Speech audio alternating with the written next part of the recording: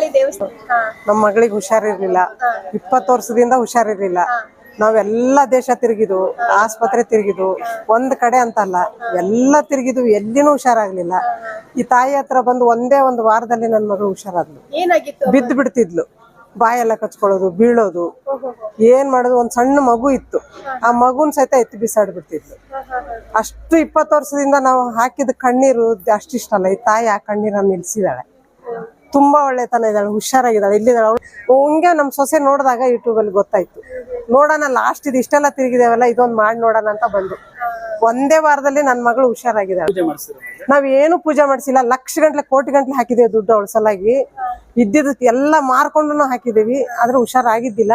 ಇಲ್ಲಿ ಬಂದು ಖಾಲಿ ಒಂದ್ 2,000 ರೂಪಾಯಿ ನಮ್ದು ಖರ್ಚಾಗಿರ್ಬೋದು ಅಷ್ಟೇ. ನಾವು ದೀಪಕ್ಕೆ ಅದಕ್ಕೆ ಇದಕ್ಕಂತ ಕೊಟ್ಟಿದ್ದು, ಹೋಮ ಮಾಡಿಸಿದ್ದು, ಅಲ್ಲಿ ಅವ್ರಂತ ಏನು ಖರ್ಚು ಕೊಟ್ಟು ಮಾಡಿಲ್ಲ. ಆದ್ರೆ ಒಂದೇ ವಾರದಲ್ಲಿ ನನ್ನ ಮಗಳು ಎದ್ದು ಕುತ್ಕೊಂಡಿದ್ದಾಳೆ, ಹುಷಾರಾಗಿದ್ದಾಳೆ.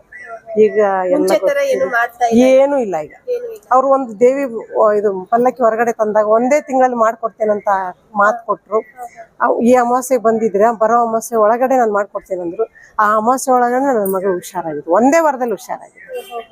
ಬರೋ ಭಕ್ತಾದಿಗಳಿಗೆ ಎಲ್ಲರೂ ಬನ್ನಿ, ನಂಬಿಕೆ ಮುಖ್ಯ. ಆದ್ರೆ ಎಲ್ಲಿ ಇದು ಆಗ್ಲಿಲ್ದಿದ್ದು ಇಲ್ಲಿ ಹುಷಾರಾಗುತ್ತೆ. ಅದನ್ನ ನಂಬ್ಕೊಂಡ್ ಬರ್ಬೇಕಷ್ಟೇ. ನನ್ನ ಮಗಳೇ ಉದಾಹರಣೆ.